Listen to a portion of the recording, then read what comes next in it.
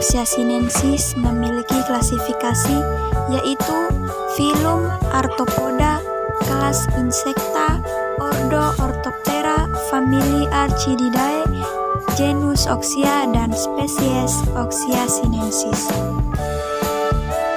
Oxyasinensis atau belalang menyerang tanaman dengan memakan dari arah pinggir ke dalam daun. Hama ini akan menyerang atau memakan daun padi dari pinggir, sehingga daun akan terlihat abnormal dan daun akan berlubang.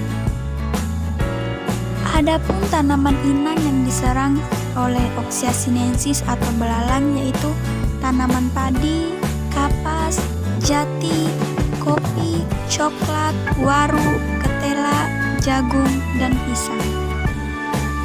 Gejala yang disebabkan akibat dari serangan belalang atau Oxyasinensis ini contohnya pada daun padi, yaitu daun-daun akan berlubang dengan tepinya akan bergerigi kasar tidak beraturan.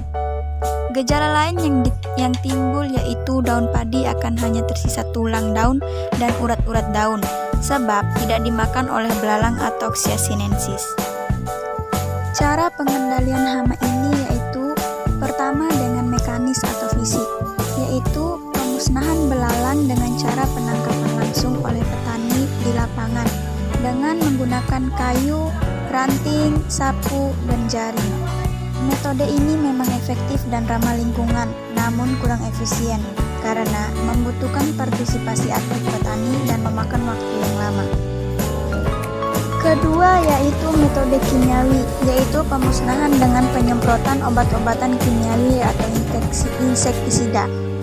Metode ini memang dianggap tidak ramah lingkungan, namun sangat efektif dan efisien dalam membasmi hama dengan cepat dan tuntas. Terakhir, metode biologis, yaitu pemusnahan dengan cepat dengan menggunakan pestisida alami atau hayati seperti cairan dan ekstrak cendawan dan tuba. Metode ini memang ramah lingkungan dan cukup efektif, namun kurang atau tidak efisien karena membutuhkan keahlian khusus dan bahan dasar dalam jumlah yang memadai dan memakan waktu cukup lama. Pseudococcus sp atau kutu putih memiliki klasifikasi filum Mollusca, kelas Gastropoda, ordo Homoptera, famili Pseudococcidae, genus Pseudococcus, spesies Pseudococcus sp. Pseudococcus sp atau kutu putih menyerang buah dengan cara menghisap cairan buah sehingga menjadi layu. Biasanya hama ini menyerang pada fase nimfa dan imago, sebab pada fase ini tipe mulutnya sudah bisa menghisap buah. Gejala yang disebabkan oleh serangga kutu putih atau Pseudococcus sp yaitu bulir pada buah hampa atau kosong. Pada bekas tusuknya timbul bercak-bercak putih. Tanaman inang dari hama ini yaitu buah coklat, pepaya, sirsak, jeruk, jambu bol, naga, belimbing, dan duku. Cara pengendalian akibat dari serangan hama ini yaitu pertama, pengendalian secara mekanis atau fisik dengan membersihkan area penanaman. Kedua, secara kimiawi yaitu dengan penyemprotan bahan aktif atau pestisida yang cocok untuk hama ini. Ketiga, pengendalian secara biologis yaitu dengan jamur atau parasitoid. Rumput teki atau Cyperus rotundus mempunyai klasifikasi divisio Magnoliophyta, kelas Liliopsida, ordo Cyperales, famili Cyperaceae, genus Cyperus, dan spesies Cyperus rotundus. Kerugian gulma ini yang dapat memberikan kerugian pada bidang pertanian yaitu dapat menghambat pertumbuhan tanaman hingga dapat menurunkan hasil produksi tanaman karena gulma ini mengeluarkan zat alelopati yang dapat merugikan tanaman atau menurunkan bahkan mengurangi kualitas dan kuantitas hasil. Pengendalian yang paling efektif untuk gulma ini yaitu secara kimiawi dengan menggunakan bahan-bahan kimia tertentu. Bahan yang sering digunakan yaitu herbisida pada jumlah tertentu. Herbisida ampuh sekali memberantas gulma hingga ke umbi-umbinya.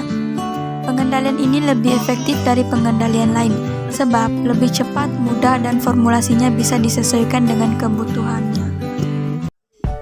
Euphorbia hirta atau patikan kebo memiliki klasifikasi divisio Magnoliophyta, kelas Magnoliopsida, ordo Euphorbiales, famili Euphorbiaceae, genus Euphorbia, dan spesies Euphorbia hirta.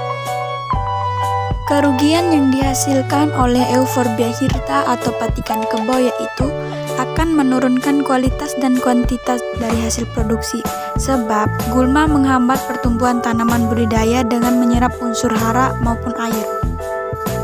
Adapun cara pengendaliannya yaitu dengan cara mekanik, karena gulma ini memiliki akar tunggang besar dan dalam, maka dengan melalui cara mekanik yaitu pencabutan, pencangkulan, atau pencongkelan merupakan tindakan selain efektif juga aman dari ramah lingkungan.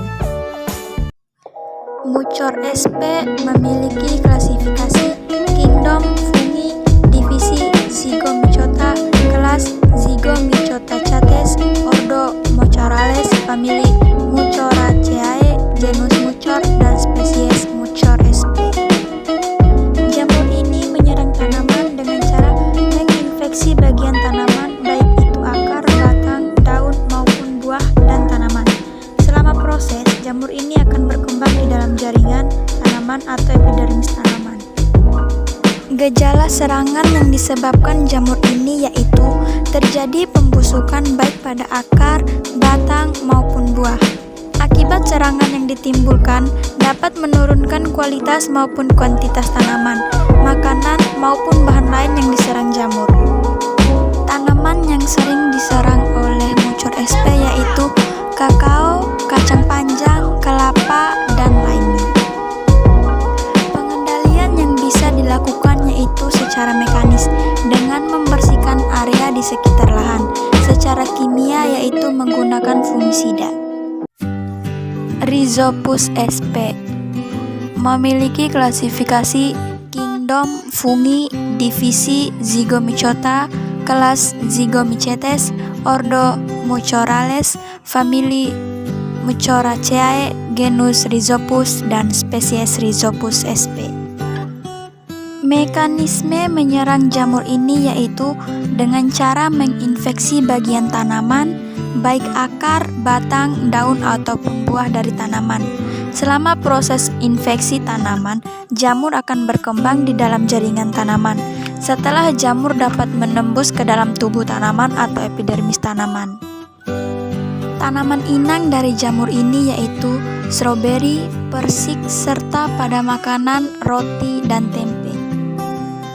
Gejala yang disebabkan oleh jamur ini yaitu pada perubahan warna, bentuk dari tanaman atau jaringan tanaman yang disebabkan oleh jamur ini. Pengendalian yang bisa dilakukan yaitu dengan menggunakan fungisida.